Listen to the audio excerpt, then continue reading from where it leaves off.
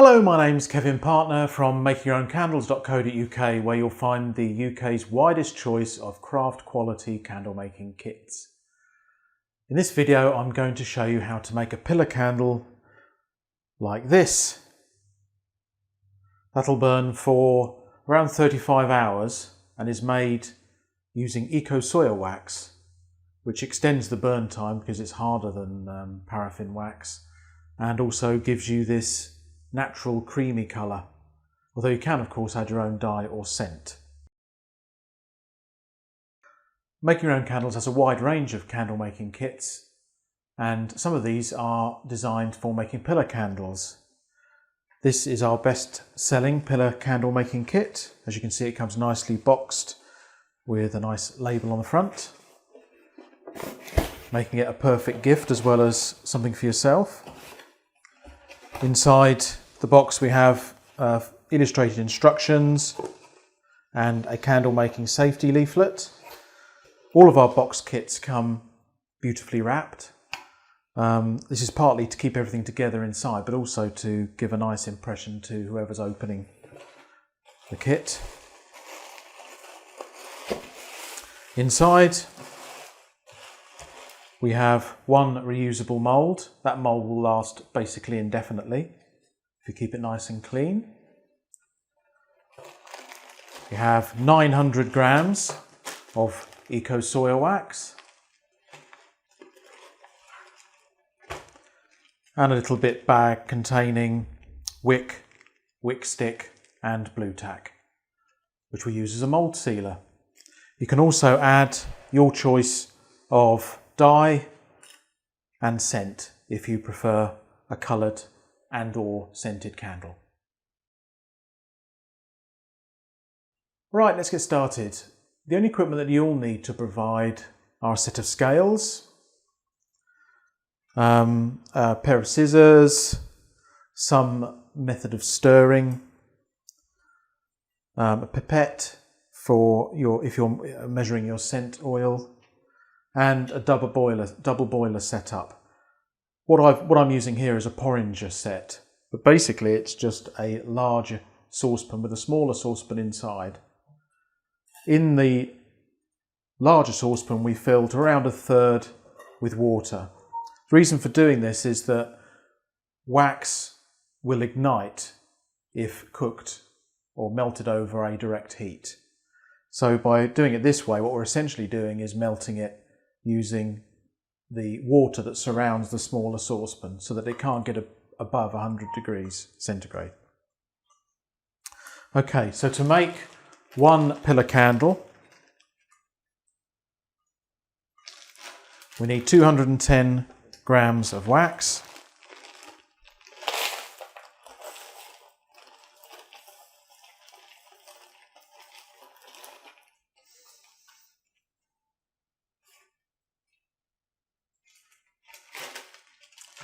okay, which we can put straight in.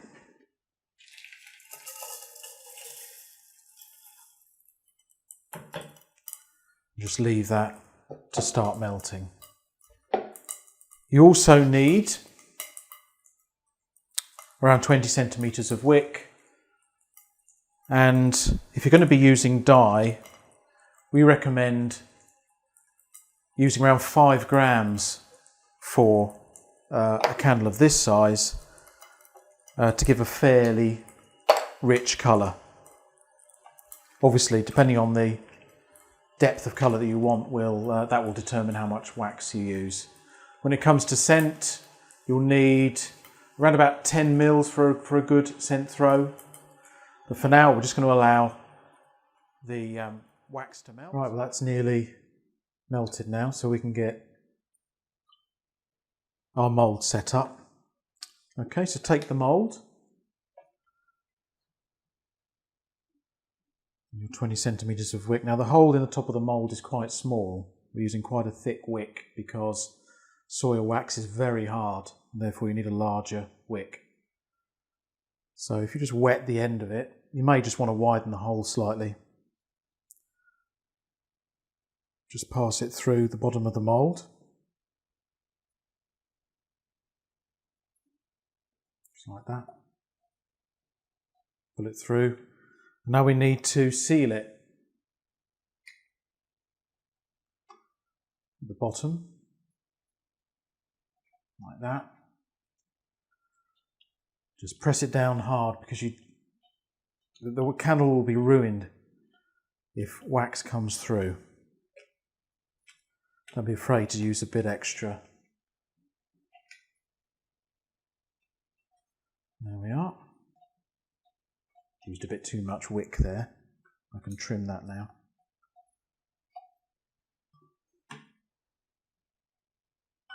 Okay. So now we need to fix the wick centrally at the other end.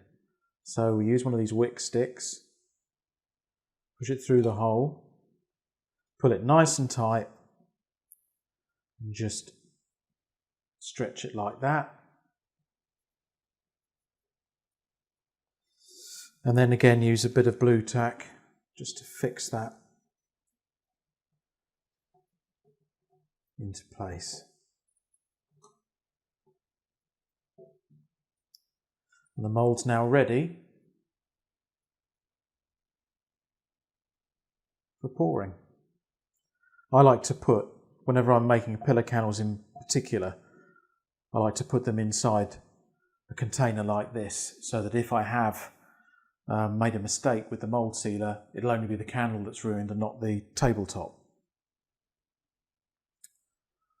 Okay, well, that's now fully melted. So we turn the heat off.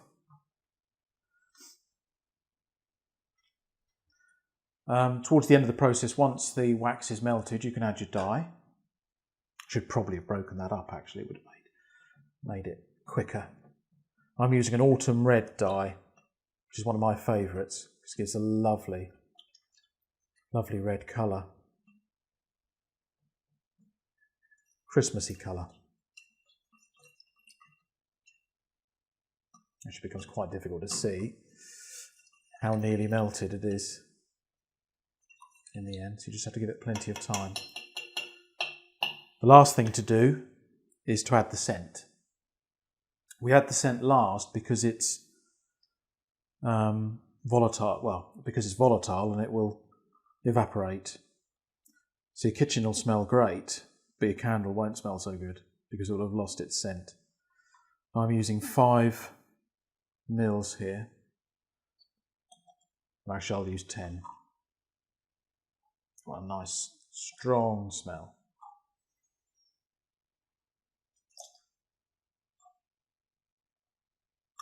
There we go. That's done. That's now ready to pour into the mould. Give it a quick stir.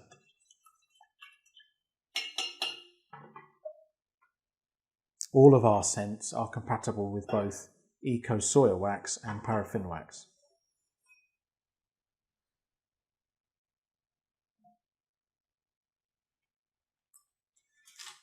Okay, so we're ready to go. Just carefully, we're looking to fill this to around 90% of its final depth. Which is about there.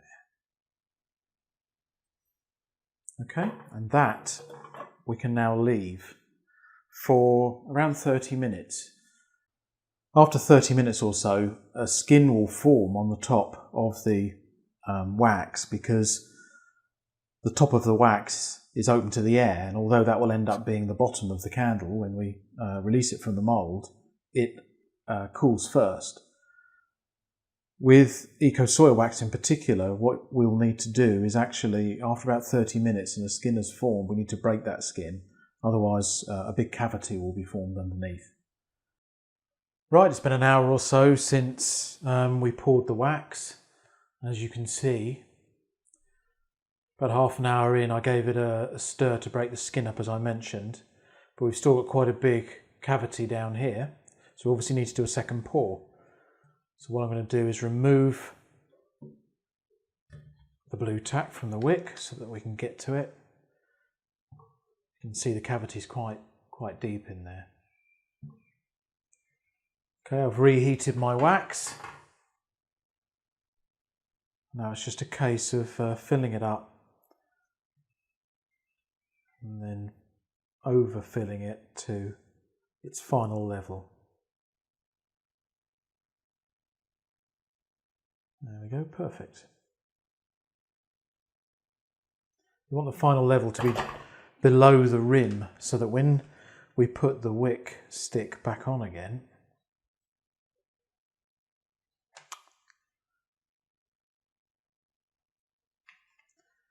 to keep the wick central, there's no danger of the impression of the stick being left on the bottom of the candle.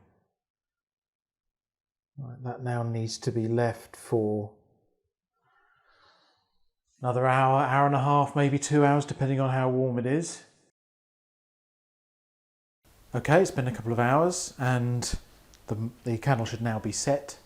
So it's time to remove it from the mould. First thing to do is to take the blue tack off the bottom there and the wick pin from the top. And then it should be a matter of just turning it over. You might have to give it a bit of a sharp tap and it'll just drop out. And there we have it. Obviously you need to trim the bottom end and then trim the top to, I don't know, about 1 centimetre or 2, and you have your finished pillar candle.